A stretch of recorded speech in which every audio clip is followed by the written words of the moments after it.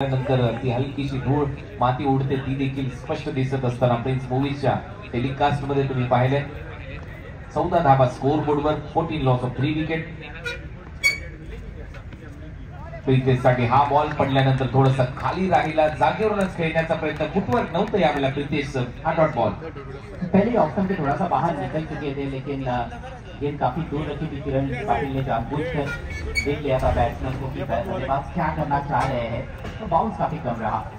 इसके चलते संपर्क नहीं बना पाए गेंद और बल्ले के बीच में प्रीतेश पाटिल.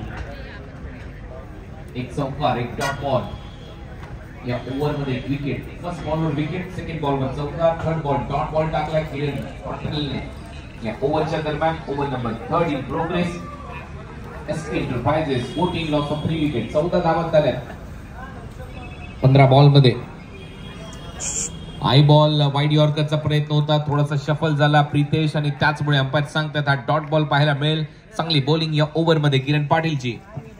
कई बार हमने देखा है पूरे टूर्नामेंट में बल्लेबाज शायद भूल जाते हैं कि ऑप्शन के बाहर जब वो